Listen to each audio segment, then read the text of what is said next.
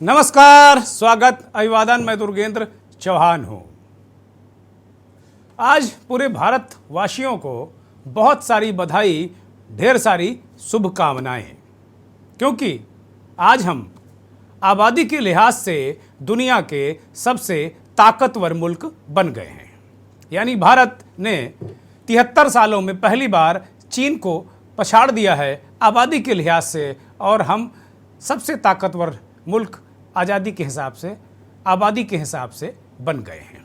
और ये आंकड़ा संयुक्त राष्ट्र जनसंख्या कोष यानी UNFPA की एक रिपोर्ट में आया है। आंकड़ों के मुताबिक अब भारत चीन की तुलना में 2.9 मिलियन अधिक लोगों के साथ दुनिया का सबसे जनसंख्या वाला देश बन गया है। UNFPA कि the state of world population report 2023 में ये खुलासा हुआ है, जिसका शीर्षक 8 बिलियन लाइव्स इनफिनिट पब्लिसिटीज़ है। The case for rights and choice की रिपोर्ट जारी की गई। रिपोर्ट में खुलासा हुआ है कि तकरीबन 73 साल के बाद भारत की जनसंख्या चीन से आगे निकल गई है। हालांकि संयुक्त राष्ट्र जनसंख्या कोष के मीडिया सलाहकार अन्ना जेफरीज ने बताया कि यह सच है, लेकिन स्पष्ट नहीं है कि भारत ने चीन को इस आबादी के लिहाज से कब पछाड़ा या कब पीछे छोड़ा। अंतर्राष्ट्रीय जनसंख्या कोष के मुताबिक भारत में अब चीन की तुलना में तकरीबन 29 लाख लोग ज़्यादा हैं और देश की आबादी 140 करोड़ से आगे निकल गई है। भारत की जनसंख्या दिन दूनी रात चौगुनी बढ़ रही है। इस पर संयुक्त राष्ट्र जनसंख्या कोष के नए आंकड़ों ने मुहर लगा दी है। ये पहली बार है जब भारत की जनसंख्या 1950 के बाद चीन से आगे निकल गई है। 2022 में चीन की जनसंख्या में 8.5 लाख लोगों की कमी आई थी।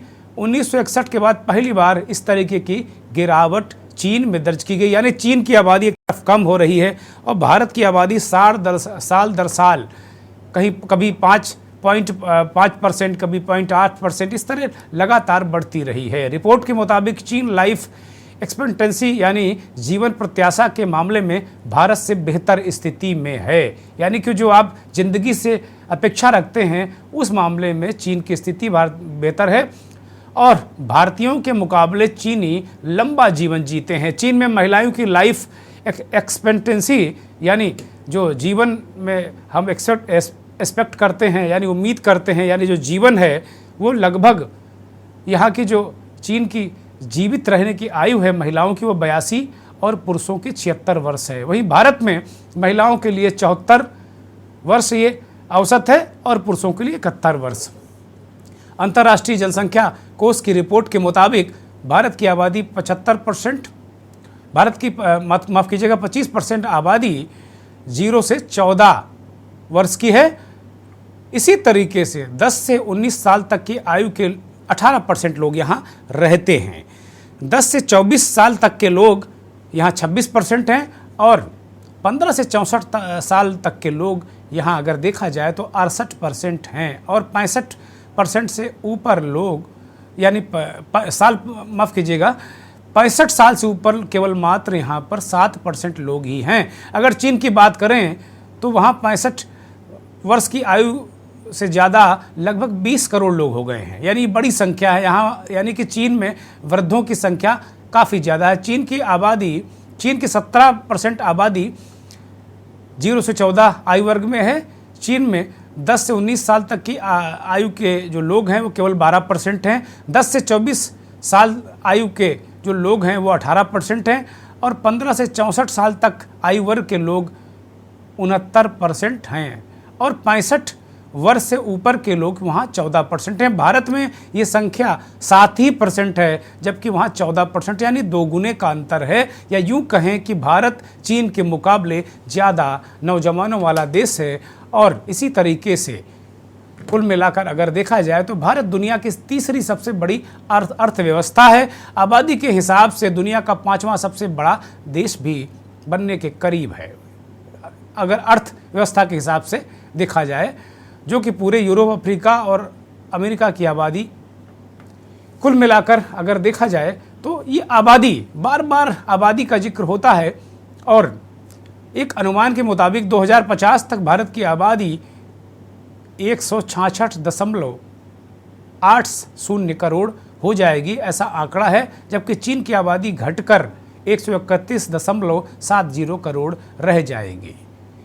UNFPA में इंडिया के प्रतिनिधि ने कहा कि अब दुनिया की आबादी 8 अरब हो गई है। हम भारत के 1.4 अरब लोगों को 1.4 मौकों के रूप में देखा जाना चाहिए, हम उसे देखेंगे। उन्होंने कहा कि भारत एक शक्तिशाली देश है। शिक्षा, सार्वजनिक स्वास्थ्य और स्वच्छता, आर्थिक विकास के मामले में हम लगातार प्रगति कर रहे हैं। ये सारे आंकड़े हैं, ये सारी चीज़ें हैं। ये रिपोर्ट बहुत सारी बातें कहती है और जनसंख्या को लेकर हमारे देश में बीच बीच में अलग तरीके की जंग छिड़ जाती है। अचानक एक दल और एक दल विशेष के लोग या एक विचारधारा के लोग ये कहने लगते हैं ये फला वर्ग की, फला जाति की, फला धर्म के लोगों की आबादी बहुत तेज़ी से बढ़ रही, सावधान हो जाओ। जबकि हकीकत ये है कि इधर हाल के वर्षों में जिस तरीके से शुरुआत में आबादी बढ़ी थी भारत की, अब धीरे धीरे वो डाउन हो रही है। लेकिन आज हम सवाल मंथन में यही लेकर आए हैं कि ये आबादी, विश्व में हम आबादी के लिहाज से सबसे ताकतवर मुल्क बन गए हैं, लेकिन क्या हमारे पास संसाधन है? क्या क्षेत्रफल है? हम क्या सही दिशा में जा रहे हैं? हमारी जो युवा आबादी है उसका हम प्रयोग कर पा रहे हैं? आज बहुत सारे मुद्दे थे हमारे पास और पिछले एक हफ्ते से मीडिया में छाया हुआ अतीक का मुद्दा भी हमारे पास था। लेकिन हमें चूंकि चिंता देश की है और हमने आज ये जो तमगा हमें मिला है, क्योंकि हमारी आबादी युवा है और हम इसे अवसरों में कैसे तब्दील करें, ये बड़ा महत्वपूर्ण सवाल है। तो आज हम जनसंख्या में जो नंबर 1 हो गए हैं दुनिया में, हम उस पर आज सवाल उठा रहे हैं कि ये जनसंख्या अभिशाप है या वरदान है।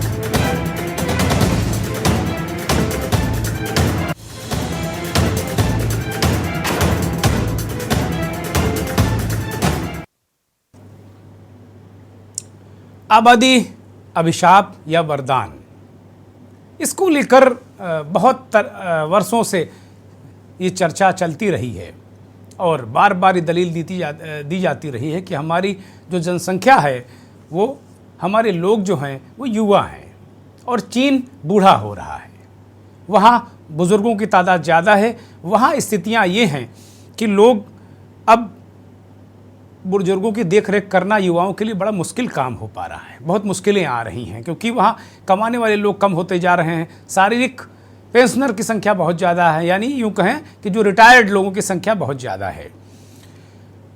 चीन में जब तेज़ी से जनसंख्या बढ़ी तो उस वक्त वहाँ की सरकार ने एक कानून लगा दिया कि 1 से ज़्यादा बच्चा अगर हुआ तो उसे हम दंडित करेंगे। धीरे धीरे आबादी वहाँ कंट्रोल में आई और कम भी होती गई। एक अनुमान जो हमने बताया कि 2050 तक वहाँ की आबादी 131 करोड़ के लगभग आकर टिक जाएगी। अब वहाँ सबसे बड़ा सवाल है कि अगर इसी तरीके से वहाँ जनसंख्या, इसी धीमी गति से जनसंख्या वृद्धि हुई, ये जनसंख्या वहाँ धीरे धीरे लोग पैदा हुए, कम पैदा हुए, बच्चे कम पैदा हुए, तो उनके पास एक समय संकट आएगा कि एक तरीके से देश के ज़्यादातर लोग बूढ़े होंगे, नौजवान पीढ़ी तैयार नहीं होगी। भविष्य का चीन इस संकट से जूझेगा। एक रिपोर्ट मैं आज इस कार्यक्रम में आने से पहले पढ़ रहा था तो मैंने देखा कि चीन के तमाम विश्वविद्यालय, तमाम महाविद्यालय, वहाँ की सरकार ने एक निर्देश दिए हैं कि वहाँ जो पढ़ने वाले युवक युवतियों को एक स्प्रिंग वैकेशन में भेजा जाए ताकि वो आपस में मेल मिलाप करें और भविष्य में विवाह के बंधन में बंधकर चीन की जो युवा जनसंख्या या चीन की जो जनसंख्या घट रही है, कम हो रही, जिससे चीन चिंतित है, उसमें अपना वो योगदान करें। अजब स्थिति, एक तरफ लोग जनसंख्या से पीड़ित, वो चीन भी पीड़ित रहा, अब जनसंख्या बच्चे पैदा ना होने से पीड़ित। भारत में तमाम भगवाधारी नेता, तमाम पीठाधीश्वर, मठाधीश, महंत बार बार इस बात को कहते रहे हैं कि हिंदुओं 5 बच्चे पैदा करो, 6 बच्चे पैदा करो। वो उनका अपना एंगल है, वो धार्मिक एंगल, वोट का एंगल, राजनीति का एंगल लाते हैं। लेकिन आज हम समझने की कोशिश करेंगे कि वास्तव में ये जनसंख्या वरदान है या अभिशाप है, हमारा देश किस ओर जाएगा। मेहमानों का एक पैनल हमारे साथ जुड़ा है, कुछ लोग और जुड़ेंगे। मैंने आज कोई इसीलिए पॉलिटिकल व्यक्ति को नहीं बुलाया है कि तू मैं में शुरू हो जाती किसी बड़े गंभीर विषय पर। हमारे साथ इस देश के बहुत ही वरिष्ठ पत्रकार, विश्लेषक, संपादक और जनसंख्या, अर्थव्यवस्था, स्वास्थ्य, शिक्षा जैसे मसलों पर तीखे स्तंभ और लेख लिखने वाले आलोक भदौरिया जी हमारे साथ जुड़े हैं। बहुत स्वागत, बहुत धन्यवाद, बहुत आभार भदौरिया जी आपका वक्त देने के लिए। इसी तरीके से आर्थिक मामलों को समझने वाले अनिमेष कुमार जी हमारे साथ जुड़े हैं। अनिमेष कुमार जी एक अपनी वेबसाइट चलाते हैं infuru.pi.com करके। बहुत स्वागत, बहुत धन्यवाद आपका। विशाल मिश्रा भारत तिब्बत मैत्री संघ के प्रांतीय अध्यक्ष हैं और युवा हैं। बहुत स्वागत विशाल जी, बहुत धन्यवाद। सभी मेहमानों का बहुत स्वागत, बहुत आभार। आज दर्शक ये कह सकते हैं कि कौन सा नीरस विषय लेकर आ गए दुर्गेन चौहान। आज तो आपको ये लाना चाहिए था कि भाई अतीक की बेगम कहाँ है, बमबाज कहाँ है, दगाबाज कहाँ है। ये पिछले एक हफ्ते से राष्ट्रीय मीडिया का विमर्श है। इसके अलावा कोई खबर आज तक हमने देखी नहीं एक हफ्ते के दौरान राष्ट्रीय मीडिया में। और ये खबर तो मुझे लगता है कि ब्रेकिंग चलाकर निकल गए सभी राष्ट्रीय मीडिया के बड़े धुरंधर लोग। ये विषय नहीं है चिंता का किसी को। ठीक है, कोई ना कोई चिंता करेगा। हम और आप सब इस विषय पर चर्चा जरूर कर सकते हैं। करना तो सरकारों को है, नीति निर्धारण सरकारों को करता है। आलोक जी, भारत के बारे में यह खबर आपने भी सुबह ही पढ़ ली होगी और इस पर हम आज मंथन लेकर आए हैं कि हम जनसंख्या की दृष्टि से सबसे शक्तिशाली मुल्क बन गए हैं। आलोक जी। दुर्गेन जी धन्यवाद। मुझे आपके पहले शब्द पे ही आपत्ति है कि जनसंख्या के हिसाब से हम सबसे शक्तिशाली बन गए। शक्तिशाली नहीं बने। शक्तिशाली तो तब बनते जब हम हंगर इंडेक्स में हमारी स्थिति बहुत अच्छी होती, ह्यूमन डेवलपमेंट इंडेक्स में हमारी स्थिति बहुत अच्छी होती, पर कैपिटा इनकम में हमारी स्थिति बहुत अच्छी होती, तब मैं जरूर मानता कि हम शक्तिशाली बन गए। दरअसल एक ऐसा है ना कि किसी भी देश के विकास के लिए, किसी भी देश की आबादी के विकास के लिए 3 चीजों का बड़ा महत्व होता है, जिसे हम ह्यूमन डेवलपमेंट इंडेक्स के बारे में भी बात करते हैं। एक शिक्षा का होता है, एक स्वास्थ्य होता है, 2 चीजें बहुत है, और एक पर कैपिटा इनकम। उससे भी हम लोग अंदाज लगाते हैं कि देश कहाँ तरक्की कर रहा है और कितना पहुंच रहा है। हाँ, लेकिन इधर विमर्श हमारा बदल चुका है। हमारा जो सार्वजनिक विमर्श है पिछले कुछ सालों में, वो ये हो गया कि हमने तो इतने यूनिकॉर्न बना दिए। अच्छा, यूनिकॉर्न उनको कहते हैं जो $1 अरब की उनकी जो कैपेक्स हो जाता है। वो बात सही, इतने हमने निश्चित तौर पर बनाए। हम इस मामले में हम ये भी कहेंगे कि हम तीसरे नंबर दुनिया में, अमेरिका चाइना के बाद हमारा नंबर आता है। लेकिन एक तरफ दूसरा सच भी तो है। दूसरा सच ये है कि मैं अभी उस पर नहीं जाता कि कितने यूनिकॉर्न बंद हो गए या कितने स्टार्टअप बंद हो गए। मैं इस पे नहीं जाता, बिल्कुल नहीं जाना चाहता मैं, क्योंकि बिजनेस का एक ऐसा होता है कि कुछ चीजें चलती हैं, कुछ चीजें नहीं चल पाती। कई बार फाइनेंस की दिक्कत आती है, कई बार वो ढंग से उसके बिजनेस मॉड्यूल पे वर्किंग नहीं होती है। कई फैक्टर्स ऐसे होते हैं जिसकी वजह से स्टार्टअप बंद होते हैं। मैं उस पर नहीं जाता, मैं उस पर जाता हूं अब मेल नरिशमेंट में आप कहाँ खड़े हो। तो अब सवाल ये है कि आप पहली मर्तबा आप क्या सुनना चाहते हैं। आप खुशफहमी सुनना चाहते हैं तो वो भी सुन लीजिए, आप जैसा जो सुनना चाहते हैं। अगर हंगर डेवलपमेंट इंडेक्स पे अगर बात करना चाहते हैं तो उसमें ही बात कर सकते हैं। 2022 में हम कहाँ थे, 107वें नंबर पर देशों में। और मैं आपको बताऊं 2014 में कहाँ थे।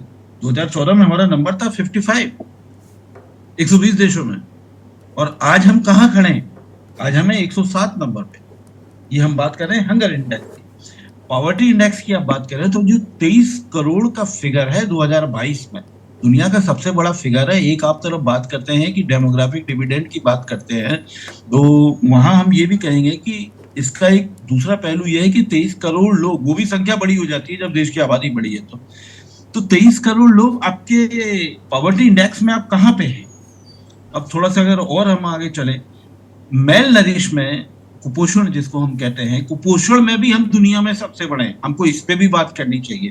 कुपोषण में कहा है, हमारी 14.37% आबादी यानी 194.4 मिलियन लोग हमारे कुपोषण है, कुपोषित हैं, कुपोषण के शिकार। दूसरी तरफ हमारे पास अगर आप ऑक्सफैम की अगर आप रिपोर्ट जाते हैं तो इसमें हमारे पास अरबपति अरबपति हमारे बढ़ गए, कितने बढ़ गए। अब 2020 में 106 थे और 2 साल के बाद 2022 में ये हो गए 166। अच्छी खासी वृद्धि है। अब इसको आप किस तरीके से देखना चाहते हैं। डेमोग्राफिक डिविडेंड है, बात सही है। एक युवा है, बात सही है। तो कितनी बेरोजगारी है, हमको इस पे भी बात कर लेनी चाहिए। अब सवाल है कि हम जो डेमोग्राफिक डिविडेंड होता है निश्चित तौर पे होता है, लेकिन हम उसका फायदा उठाने में हम असफल हैं, ये हम कहना चाहेंगे। इसलिए हम कहना चाहेंगे असफल रहे। चाइना ने इसका फायदा उठाया। चाइना के जब इस तरफ बढ़ा, जब उसकी आबादी बढ़ी और इस तरफ जब वो नंबर 1 का जब उसने तबका लिया, तो वो दुनिया की सबसे बड़ी वो ग्लोबल फैक्ट्री बन चुका था। सबसे बड़ी उसकी जो चेन होती है ना, लॉजिस्टिक चेन होती है, उसमें वो भागीदारी है। लेकिन हम उस चेन में भागीदारी हम अपनी नहीं बना पाए।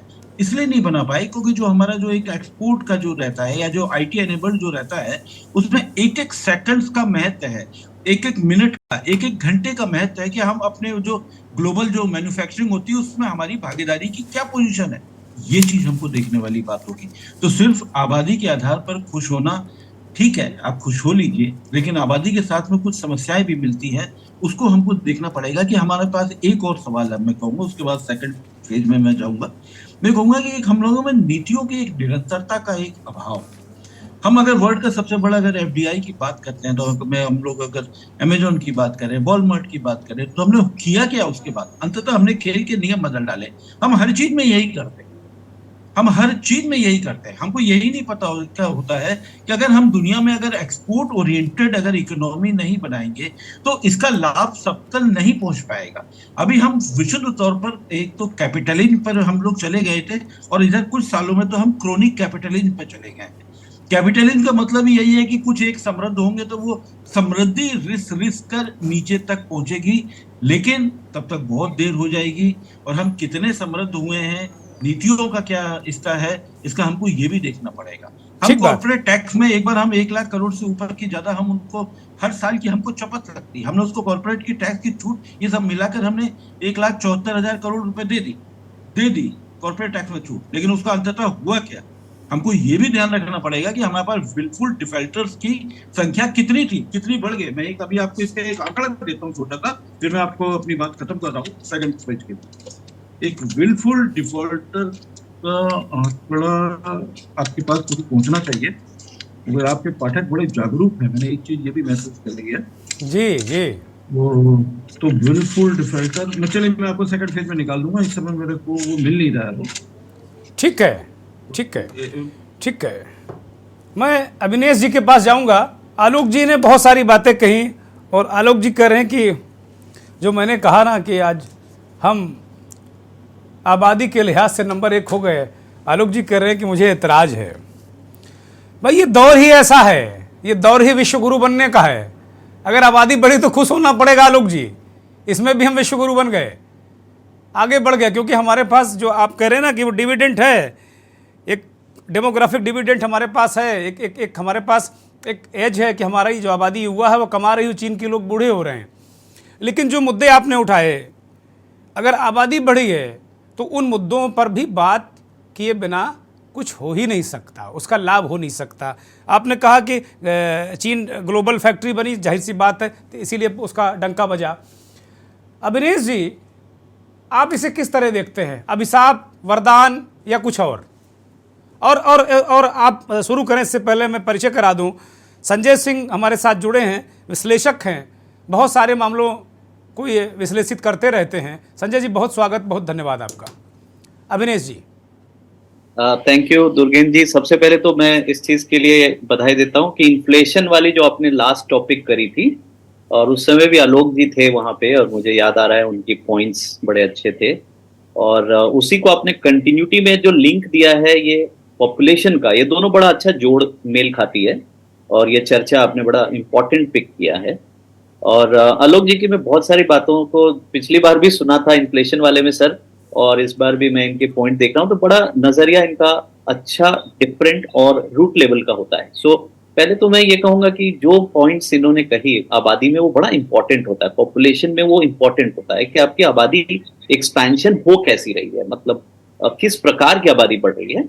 मैं यहाँ पे कुछ पॉइंट्स ऐड करना चाहता हूँ, और जो दर्शकों के लिए इजीली समझ आए, इसे हम डिपेंडेंसी रेशियो कहते हैं। मतलब सबसे इंपॉर्टेंट आंकड़ा, क्योंकि मैं फाइनेंशियल साइड हूं, और हम लोग जिस नंबर पे खेलते हैं, या जिन नंबर्स पे अपने निवेश करते हैं या निवेश की सलाह देते हैं लोगों को, तो वहां पे हम कंट्री में या जब भी बेटिंग करते हैं कि किस कंट्री में जाना है, किस कंट्री में नहीं जाना है, तो डिपेंडेंसी रेशियो कहते हैं। मैंने क्यों आबादी और इसको एक साथ जोड़ा? अभी पूरे दुनिया का डिपेंडेंसी रेशियो एवरेज 60% है। डिपेंडेंसी रेशियो एक बड़ा सिंपल शब्द में आलोक जी ने अभी बताया कि 0 to 14, या आपने शायद, हाँ आपने जिक्र किया कि आबादी 0 to 14 में इतने लोग हैं, 65 प्लस इतने हैं, तो 0 से 14 उम्र वाले लोगों को एक तरफ डिपेंडेंट कहते हैं, और 65 प्लस वाले लोगों को भी डिपेंडेंट कहते हैं। जो बीच के होते हैं उन्हें हम प्रोडक्टिव लेबर फोर्स कहते हैं। तो जो ये प्रोडक्टिव पार्ट है 15 से 64 वाला, ये भारत का दुनिया के मुकाबले काफी अच्छा रेशियो है, मतलब बहुत कम है वो, और इन टर्म्स ऑफ जितना हायर होगा उतना अच्छा है, और इन डिपेंडेंसी रेशियो कम है। तो मेरे कहने का मतलब है कि एक परिवार को देखते हैं कि एक छोटा फैमिली है, एक गांव में रहते हैं या शहर में रहते हैं, उसमें मान लो उनके 15 बच्चे हैं, 15 बच्चे में से एक लायक, और वो लायक बच्चा ही पूरा घर चला रहा है, तो ये तो अभिशाप है। उसके 15 बच्चा होना ही अभिशाप है जी। लेकिन उसके परिवार में 15 बच्चे हैं लेकिन 15 लायक हैं, तो बहुत ही बड़ा वरदान है। तो अभिशाप और वरदान में ये जो आलोक जी ने पॉइंट बोली कि आपकी आबादी का मिक्सचर कैसा है, और किस तरफ डिक्लिनेशन है और किस तरफ राइज है, इस पे थोड़ा ध्यान देना पड़ता है। अभी के लिए मैं कुछ आंकड़े शेयर करना चाहूंगा ताकि हम लोग को ये समझ आए कि हमारे लिए अभिशाप है या एक्चुअली में वरदान है जी। लकीली हम जिस जगह बैठे हैं अभी, वर्ल्ड की डिपेंडेंसी रेशियो से हम बेटर हैं, यानी हमारे यहाँ प्रोडक्टिव एज पार्ट 15 से 64 वाला ज्यादा है। सो ये एक लक है और ये एक मोमेंट है, ये हमेशा नहीं रहेगा। लेकिन इसके घाटे क्या है? फिर से आ जाए 15 बच्चों वाले परिवार में। 15 बच्चे वाले परिवार में एक बच्चा बहुत तेज और वो कमा के घर को चला रहा है, बाकी बच्चे समाज के लिए क्या बन जाएंगे? सस्ते लेबर, यानी कि कोई रिक्शा चलाएगा तो कोई ऑटो चलाएगा, या कोई कुछ भी ऐसा काम करेगा जो चीपली हो, क्योंकि वो बेचारा नहीं कर सकता है। तो देश में ऐसा नहीं है कि आबादी बढ़ते ही देश के लिए एकदम सब चमकदार हो गई। देश के लिए पहला पॉजिटिव पॉइंट होता है आपको चीपर लेबर मिल जाता है, क्योंकि वो लेबर इतने ज्यादा लोग होंगे, सब नई आईआईटी इंजीनियर बन जाएंगे, सब डॉक्टर नहीं बन जाएंगे, सब साइंटिस्ट नहीं बन जाएंगे, ऑब्वियसली एक बड़ा तकबा आपको, तो यह लेबर फोर्स की सप्लाई मिलती है आपको। तो that is one on a positive side. Second positive side is consumption. आपके लिए कंज्यूम करना है, सबको तेल, कंघी, चावल खाना चाहिए और कंजम्पशन हो जाता है, तो that is also good for companies जो धंधा करती हैं, कंज्यूमर प्रोडक्ट्स बनाती हैं। लेकिन घाटे की बात कहाँ हो जाती है कि अगर हम एक्सपोर्ट नहीं कर पाएंगे, अगर सब कुछ खा जाएंगे, जो बनाएंगे वही खा जाएंगे, तो हमारे रुपए की जो कीमत है, यानी हमारे प्रोडक्ट की जो एक्सेप्टेंस वैल्यू है, वो हम अचीव नहीं कर पाएंगे और हमारा एक्सपोर्ट इंपोर्ट बैलेंस हमेशा गड़बड़ रहेगा। जैसे हम तेल निर्यात कर रहे हैं लेकिन हम बाकी सब चीजें खा जाते हैं, इतनी बड़ी आबादी है कि हम बेच ही नहीं पाते हैं बाहर। तो जो बना रहे हैं अपने लिए बना रहे हैं, और हम बना रहे हैं यानी हम ही बढ़ाएंगे दाम, हम ही महंगाई बढ़ाएंगे और हम ही खाएंगे। तो नेगेटिव साइड भी है, पॉजिटिव साइड भी है। तो फिलहाल मैं इस चर्चा की शुरुआत करते हुए सिर्फ इतना कहना चाहता हूँ कि हाँ, it's a good topic to talk and we can talk about lot other things. हम इस पे बात कर सकते हैं कि क्या अच्छी है क्या बुरी है। फिलहाल अभी डिपेंडेंसी रेशियो से ये एक अच्छी अच्छी खबर है और हमारा ratio is good, productive level ज्यादा। नहीं, निश्चित तौर पर बड़ी बड़ी महत्वपूर्ण बात अविनेश जी ने कही। वास्तव में जिसकी बात कर रहे हैं ना कि प्रोडक्टिविटी, जो प्रोडक्टिव लोग हैं, यानी कि 15 से 64 साल तक के लोग, वो तकरीबन 68% है हमारे यहाँ। तो इसका मतलब ये है कि मामला काफ़ी कुछ ठीक है, लेकिन बाकी देशों में ये स्थिति नहीं है। बहुत सारे एस्पेक्ट हैं इस विषय के। ये विषय थोड़ा गूढ़ है, ये चटपटा विषय नहीं है, इसमें उस तरह का करंट और मज़ा नहीं आने वाला है, लेकिन ये देश का बहुत ही बेस मसला है, क्योंकि सारा कुछ जो चलना है वो पहले यही बात बार बार हो रही है। राजनीतिक दल अपने चुनावी फायदे के लिए बात कर रहे हैं कि भाई जाति गणना करो, जनगणना करो, जब पता चल जाएगा तो उसी अनुसार फिर योजनाएं बनेंगी। वो कुछ उसी से जुड़ा मसला है कि देश की योजनाएं कैसे बनेंगी, कैसे अपनी फोर्स को, जो आपके पास उपलब्ध लोग हैं उनको कैसे हम लगाएंगे, कैसे फ़ायदा उठाएंगे। आलोक जी ने कहा कि चीन ने अच्छा फ़ायदा उठाया। एक ब्रेक ले रहा हूँ, ब्रेक के बाद बहुत सारे इस तरह के सवाल जो अन्य एक्सपर्ट्स हमारे साथ जुड़े हैं उनसे करेंगे। आबादी के लिहाज से हम दुनिया के सबसे बड़े मुल्क बन गए हैं, लेकिन चुनौतियाँ भी बहुत बड़ी हैं। ब्रेक से पहले दो एक्सपर्ट ने अलग अलग तरीके से विश्लेषण किया और लेकिन लबोलबाब दोनों एक्सपर्ट्स का लगभग मेल खा रहा था। डेटा को एनालाइज करने वाले एनालिस्ट विश्लेषक संजय सिंह हमारे साथ लगातार जुड़े हुए हैं। मैं संजय जी के पास जाऊंगा। संजय जी, जनसंख्या का पूरा मसला आपने अभी थोड़ा बहुत उसका कुछ अंश आपने, जो एक्सपर्ट्स ने हमारे कहा, विशेषज्ञों ने, उसको आपने सुना। जब डेटा को एनालाइज करते हैं, ठीक है, हमारे पास एक बहुत बड़ी आबादी की ताकत है, लेकिन आलोक जी और अन्य लोग जो ये कह रहे हैं कि भाई इसका यूटिलाइजेशन जितना चीन ने किया हमने नहीं किया, इसके और भी क्या आयाम हो सकते हैं, वो जरा दर्शकों के सामने रखिए और उन्हें बताइए। धन्यवाद चौहान जी। मैं सबसे पहले तो मैं आपको इसलिए बधाई देना चाहूंगा कि आप इतने समसामयिक विषयों पर चर्चा करते हैं जो देश में जो कहा जाए कि सबसे महत्वपूर्ण है, लेकिन वो लोगों की प्राथमिकताएं नहीं है। लेकिन आपकी मीडिया हाउस को मैं प्रणाम करता हूं कि आप उन पे ध्यान देते हैं। बहुत ही बेहतरीन अभी आलोक भदौरिया जी ने जो समझाया। मैं एक विश्लेषक हूं, तो विश्लेषक होने के नाते और जो दुनिया की समझ है और भारत की समझ है, भारत के पक्ष में मैं अपनी बात यहाँ से शुरू करूंगा कि वर्तमान में जो एक सबसे अच्छी बात है कि भारत इस समय दुनिया का सबसे नौजवान देश है। उनसे पहले के वक्ताओं ने भी कहा, और सबसे नौजवान देश होने के नाते ये एक संभावना होती है कि जहाँ पे यंग ब्लड ज्यादा है तो लोग ज्यादा प्रोग्रेस कर सकते हैं, और 2050 तक ये परिस्थिति रहेगी कि हम दुनिया के सबसे यंग कंट्री के रूप में जाने जाएंगे। एक अवसर है, लेकिन चुनौती जो हमारे सामने एक बड़ी है कि आबादी का एक जो बड़ा हिस्सा, जिसको हम 15 से 64 या कहें या 15 से 60 कहें, ये जो एक आबादी का हिस्सा है, अगर ये बेरोजगार होगा, इसके एसेंशियल राइट्स नहीं होंगे, इनको बुनियादी सुविधाएं नहीं मिलेंगी, तो निश्चित तौर से हमारे लिए एक बड़ी चुनौती है। भारत की आबादी बढ़ के हम आज दुनिया के सबसे बड़े देश हो गए हैं। मैं पूरा आपको इस तरह से समझाने की कोशिश करता हूं कि हम सब जानते हैं कि संसाधनों की दृष्टि से ब्राजील जैसा देश हमसे आबादी की दृष्टि में हमसे 5 गुना नीचे है, लेकिन क्षेत्रफल की दृष्टि में हमसे 5 गुना बड़ा है जी। ऐसे तमाम सारी चीजों, हमारा जो बेसिकली क्या है, जो हम सबसे बड़ा सवाल देख रहे हैं, स्ट्रेस बढ़ रहा है। प्राकृतिक संसाधनों के ऊपर स्ट्रेस बढ़ रहा है।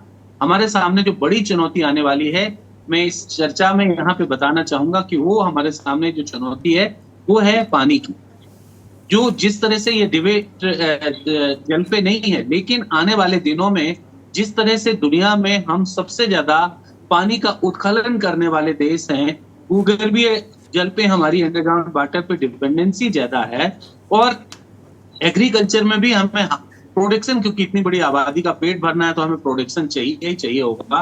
तो प्रोडक्शन देने के लिए हमें खेती में भी पानी चाहिए, पीने के लिए भी पानी चाहिए।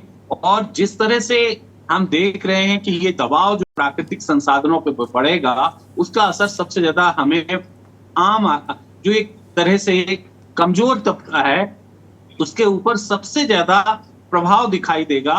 एक दूसरा, महंगाई बढ़ेगी, क्योंकि महंगाई का जो पूरा मामला है वो एक इंटरनेशनल फिनोमेना है।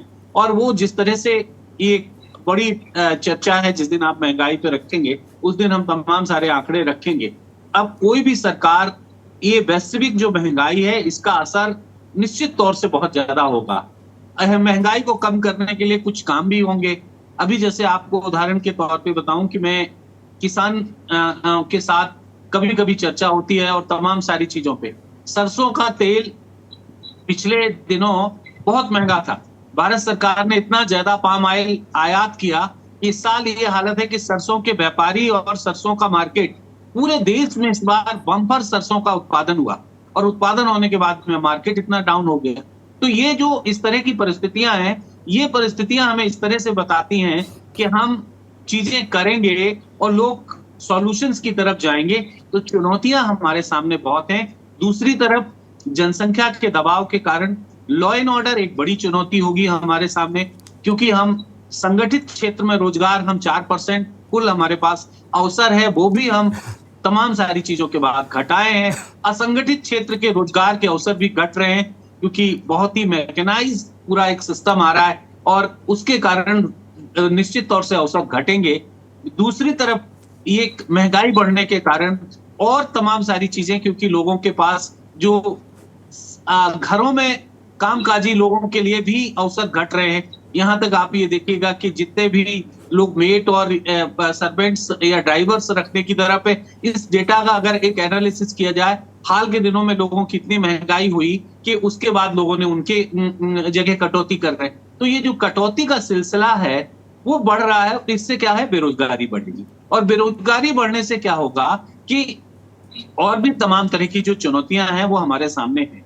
यद्यपि हम मानते हैं कि हमारे कई बहुत ही अच्छे अवसर हैं कि जीडीपी में हम ये कर रहे हैं और हम दुनिया के सामने टिके हुए हैं। निश्चित तौर से भारत एक बहुत बड़ा बाजार के रूप में तो दुनिया के सामने स्थापित हो गया। दुनिया की बहुत सारे मैन्युफैक्चरर्स आएंगे यहाँ पे, मैन्युफैक्चरिंग का बहुत सारे, कल जैसे आपको पता होगा कि एप्पल ने कहा कि अब हम भारत में ही अपना बहुत बड़ा प्लांट लगाएंगे और यहीं पे अपने फोन और ये सब चीजें बनाएंगे और सप्लाई यहाँ करेंगे। इससे सस्ता होगा, निश्चित तौर से सस्ता होगा, रोजगार घटेंगे। लेकिन ये सब जो चीजें हैं, ये आप ये मान के चलिएगा कितना टेक्नोलॉजिकल वो है कि उससे हम रोजगार नहीं मिलेंगे, बल्कि वो एक बाजार देख के, बाजार के अवसरों को तलाशने के लिए हमारे पास आने की तरफ आएंगे। और दूसरी तरफ हमारे प्राकृतिक संसाधनों के ऊपर दबाव बढ़ाएगा, और दबाव बढ़ने के साथ साथ जो एक और बड़ी समस्या आने वाली है, वो मैं एक आखिरी बात कह के कि क्लाइमेट चेंज हमारे सामने इस समय सबसे बड़ी चुनौती है। जलवायु परिवर्तन का जो बढ़ता असर है, आज आप देख रहे हैं कि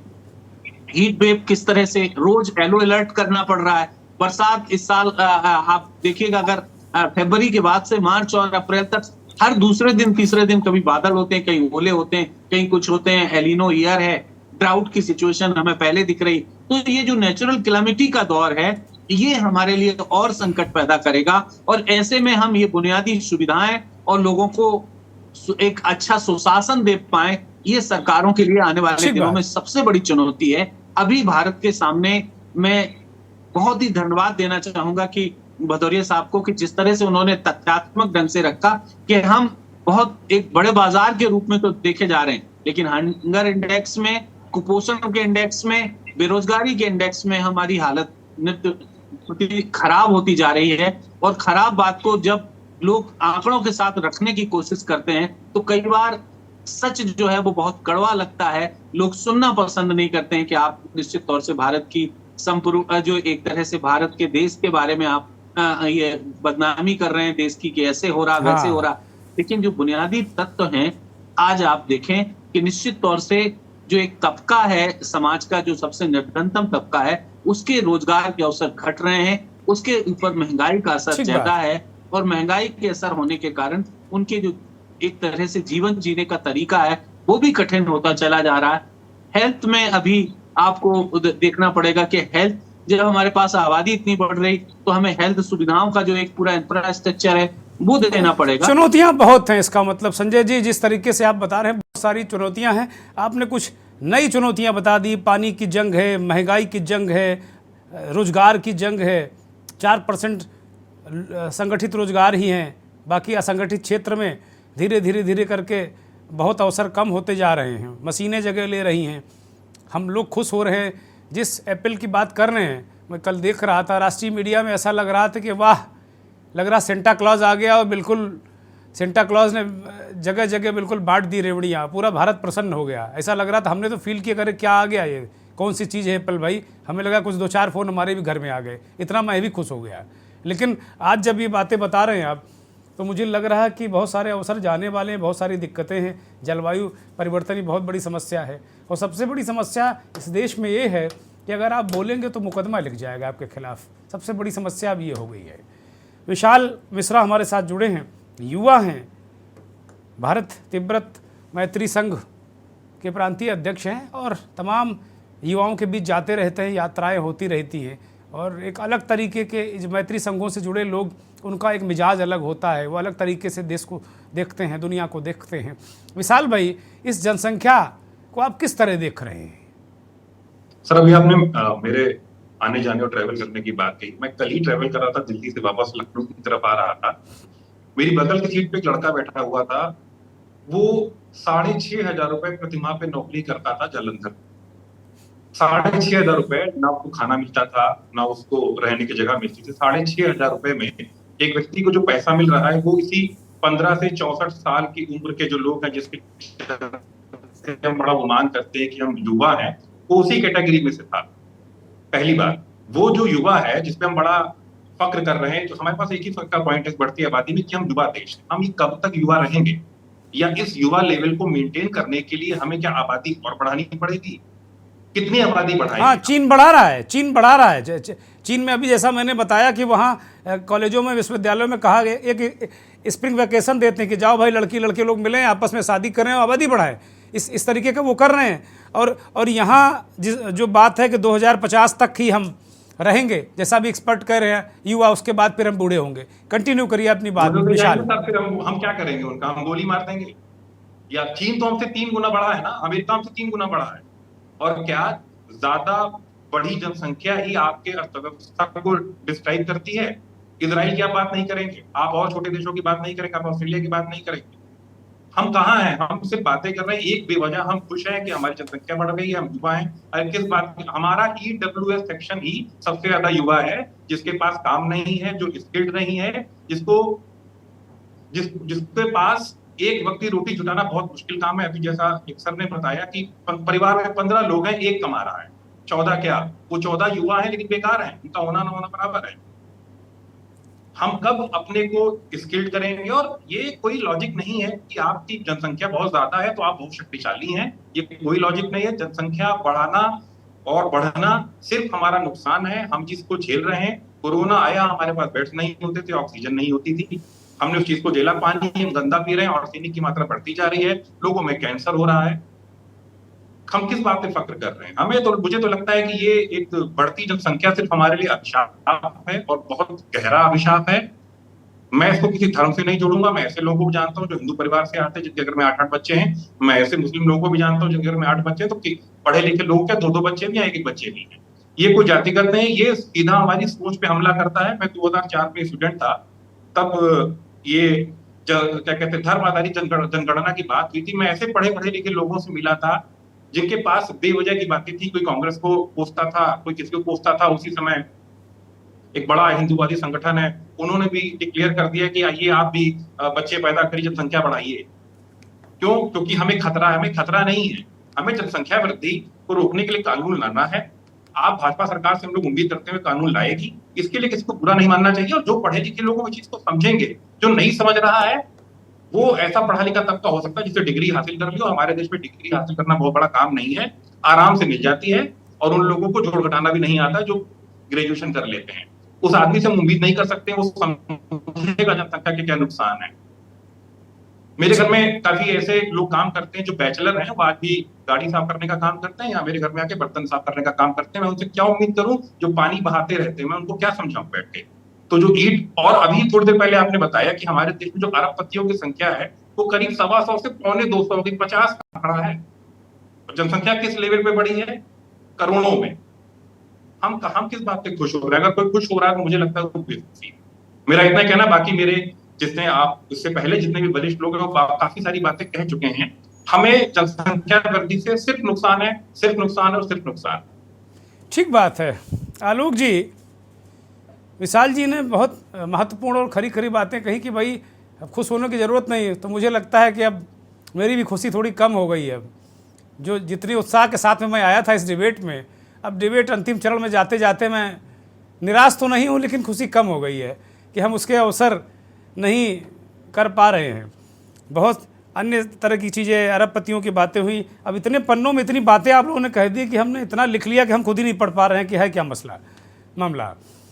आलोक जी, जो जनसंख्या को रोकने का काम जिन लोगों का था, इमरजेंसी के दौरान हम लोग बहुत छोटे छोटे थे तो कहा जाता था कि नसबंदी, गाँवों में हम लोग रहते थे तो बाकायदे जब कोई गाड़ी आती थी तो महिलाएं पुरुषों को घर के अंदर ताले में बंद कर देती थी कि कहीं उठा न ले जाएं और नसबंदी न कर दे। वो खौफ भी हमने अपनी आंखों से देखा है। तमाम छोटे बच्चों की भी नसबंदी हो जाया करती थी। लेकिन आज हम सोचते हैं, मैं किसी इमरजेंसी या किसी इस तरह की हरकत का समर्थन नहीं करता, लेकिन लगता है कि अगर इस तरीके के सख्त प्रयास नहीं होते तो आज क्या स्थिति होती। आलोक जी। दुर्गेन जी, आप अपनी खुशी बरकरार रखिए, इसलिए बिल्कुल मत आप निराश होइए। जनसंख्या का एक अलग है, लेकिन एक सच में इसमें और जोड़ना चाहूंगा। दरअसल एक बहुत इंपॉर्टेंट टर्म होती है, TFR होती है, टोटल फर्टिलिटी रेट। तो भारत की जो TFR है वो है 2.1। 2.1 का मतलब ये होता है कि ये रिप्लेसमेंट के लेवल पे है, यानी आपकी जितनी आबादी है वो उतनी यथावत रहेगी। 2.1 का मतलब वो बढ़ेगी नहीं, मतलब जितने बच्चे जन्म लेंगे तो उसी के अनुपात में मरते भी हैं। तो वो 2.1 का मतलब एक स्टेबल आपकी आबादी रहे, पहला। दूसरा, अभी हमारे एक पैनलिस्ट ने बहुत अच्छी बात ये कही कि जनसंख्या 10 और 15 बच्चे, इनकी भी बात करी, सारी बातें। इसमें मैं केवल 2 चीजों को जोड़ना चाहूंगा। पहला, एक जो मैं सोच रहा हूँ कि कुछ जो एक गलतफहमी है हमको उस पर भी बात करनी चाहिए। अब जैसे ये माना जाता है कि मुस्लिम्स के बच्चे बहुत ज्यादा होते हैं, तो इसके लिए हम सोचते हैं यार एक ही हम राज्य उठाते हैं, वो उठाते हैं जम्मू एंड कश्मीर। अब तो खैर जम्मू कश्मीर का तो वो तो अलग अलग हो गया, वो यूनियन टेरिटरी हो गई। मैं आप विभाजित 2019 से पहले के जम्मू कश्मीर की मैं बात करना चाहता हूँ। तो उस समय हमारा जो TFR था जम्मू कश्मीर का था वो था 1.56, यानी 2.1 जो होना चाहिए उससे भी कम था। इसका मतलब कि ये अवधारणा कि केवल मुस्लिम्स के ही बच्चे ज्यादा होते हैं, वो ठीक नहीं है। अब अगर इसका एक दूसरा पहलू पे आ जाइए, आप आ जाइए कि जहां पर जो अशिक्षा का स्तर, आर्थिक स्तर, वहां जब आपकी कमतरी होती है वहां आपके बच्चे ज्यादा होते हैं। आ जाइए बिहार पे, आ जाइए बिहार का हमारा TFR ज्यादा है, 2.3 को भी पार कर जाता है। उत्तर प्रदेश ने प्रगति की है पिछले कुछ सालों में, निश्चित तौर पे पिछले कुछ सालों में नहीं, दशक में प्रगति की है, निश्चित तौर पे की है, मैं इससे सहमत हूँ। लेकिन अभी भी वो 2.2 पे है, 2.1 पे नहीं आया है। तो आप ये भी समझ सकते हैं कि उत्तर प्रदेश में कितनी आबादी हमारी अशिक्षित है, या कितनी आबादी हमारी आर्थिक तौर पे समृद्ध नहीं है, शिक्षा का स्तर नहीं है, स्वास्थ्य, इनमें स्वास्थ्य बहुत महत्वपूर्ण है। अभी हमारे एक पैनलिस्ट ने बहुत इंपॉर्टेंट बात की, जब आप निजी क्षेत्र के हवाले जब आप कर देंगे, $1 बिलियन का ये बाजार है, वो आपने निजी क्षेत्र के हवाले कर दिया। तो आप देखिए जब नवजात जो पैदा होता है ना, भारत की 2 सबसे बड़ी समस्याएं जो आबादी की, जो मुझे समझ में आती हैं, मेरा जो अध्ययन है उसके मुताबिक, पहला कि आपके जो बच्चे पैदा होते हैं क्या वो जीवित रह पाएंगे, क्या उनको स्वास्थ्य सुविधाएं उतनी मिल पाएंगी समय पर, पहला। दूसरा, 1 से 5 साल तक के बच्चों की जो डेथ होती है वो कितनी है प्रतिशत हमारे में, काफी है। IMR और हम MMR दोनों की हम बात करते हैं जी। तो अगर हम स्वास्थ्य सुविधाएं अगर बेहतर कर लेंगे, शिक्षा का स्तर अगर थोड़ा हम सब जगह पहुंचा दें, तो आप ये निश्चित तौर पे मान के चलिए कि आबादी तो कम होती है। इसका एक उदाहरण हम केरल पे भी चले जा सकते। केरल में भी देखिए आपस लिटरेसी के मामले में पूरे भारत में केरल सबसे अच्छा है। तो केरल में तो आपका TFR बहुत कम। तो आबादी बढ़ने का असली कारण अच्छा ये है आलोक जी, कि एक उसको छोटा सा जातिगत। प्रश्न है, उसका जवाब दे दीजिए, चूंकि अब वक्त अपने अंतिम सोपान की तरफ बढ़ रहा है। ये कार्यक्रम, ये राजनीति को कितना जिम्मेदार मानते हैं, नेताओं को, पॉलिटिकल लोगों को, सरकारों को कितना जिम्मेदार मानते हैं इन सब चीज़ों के लिए कि वो योजनाएं नहीं बना पाए, आबादी रोक नहीं पाए, या इस तरह का कोई कानून आना चाहिए आलोक जी क्या? नहीं, आबादी, मैं इस कानून के बिल्कुल हिमायती हूँ। कानून तो बहुत सारे बन गए, वो तो 302 भी आपने बना रखा है हत्या वाला में, तो क्या हत्याएं बंद हो गई देश भर में?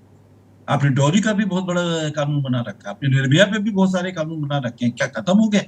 कानून से कोई चीज नहीं खत्म होती, आपको बुनियादी विकास पर आपको काम करना होगा। और ये जो भटकाव है ना, तो ज्यादा बच्चे पैदा करो, ये इस तरीके के भटकाव से आपको दूर रहना होगा। और कभी भी कोई मुहिम, आपने संजय गांधी का भी उदाहरण दिया, इमरजेंसी के दौरान का उदाहरण दिया, चीज अच्छी थी, आप इम्प्लीमेंटेशन पर सवाल उठा सकते हैं, GST पे आप उठा सकते हैं, तो मैं इस पे जाता ही नहीं। सवाल यह कि जब तक आप बुनियादी सुविधाएं नहीं मुहैया कराएंगे, शिक्षा, स्वास्थ्य और आर्थिक तौर पे जब आप बेहतरी ठीक के बात मौके है। नहीं उपलब्ध कराएंगे, तो बच्चे ज्यादा होंगे।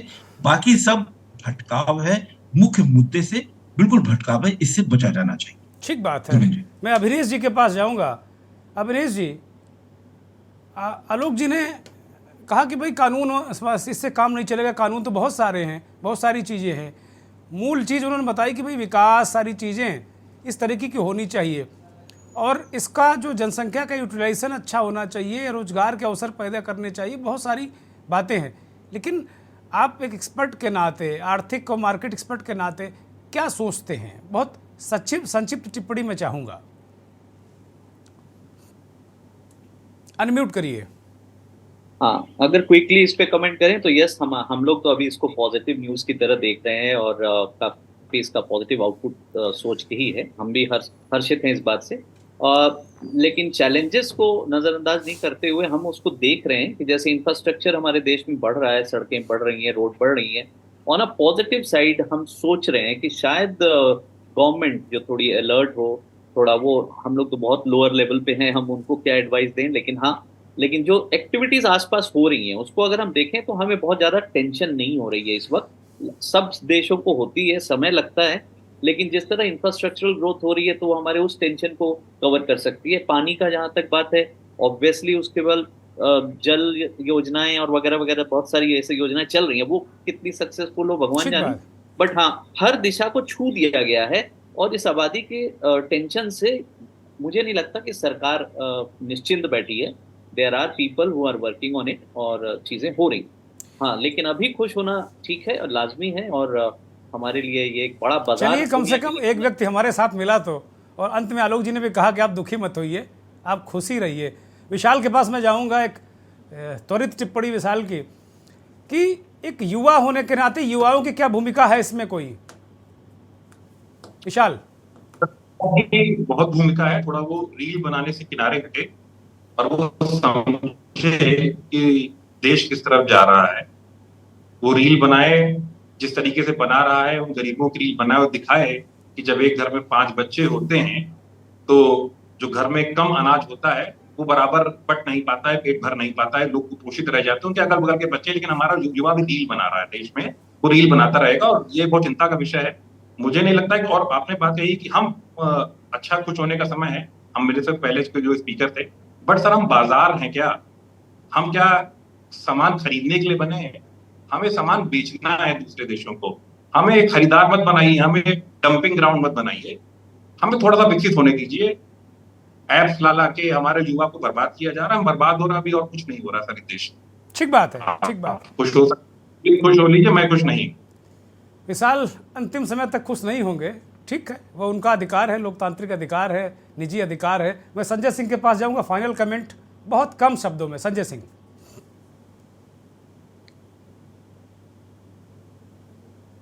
अनम्यूट करिए संजय जी।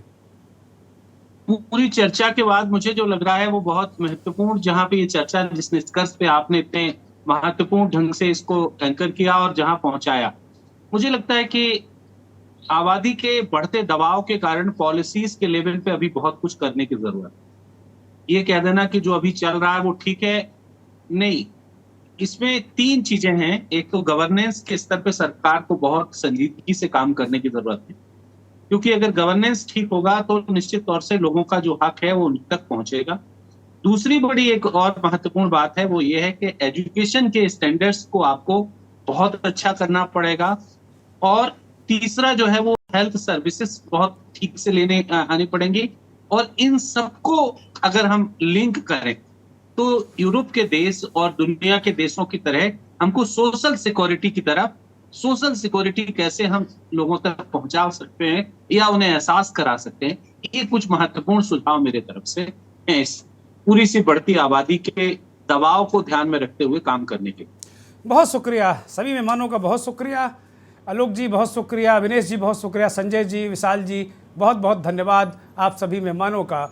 और बहुत बहुत धन्यवाद, आभार उन करोड़ों दर्शकों का जो के न्यूज़ को देखते हैं, हमारे इस खास कार्यक्रम मंथन को देखते हैं। मंथन में आज ये बहुत ही महत्वपूर्ण विषय हम लेकर आए थे। चटपटा नहीं था, लेकिन ये बड़ा महत्वपूर्ण है, प्रत्येक व्यक्ति से जुड़ा हुआ विषय है। जनसंख्या में के मामले में हम नंबर 1 हो गए, हमने चीन को पछाड़ दिया। हमारे खुश होने के लिए हो सकता है, लेकिन जब देश खुश कैसे रहेगा? हम जब एफर्ट करेंगे, तमाम चीज़ों को ठीक करेंगे जो हमारे एक्सपर्ट्स ने कहा है, और इसमें एजुकेशन, शिक्षा की रोशनी बहुत बड़ी भूमिका अदा करेगी। बहुत बहुत धन्यवाद, नमस्कार।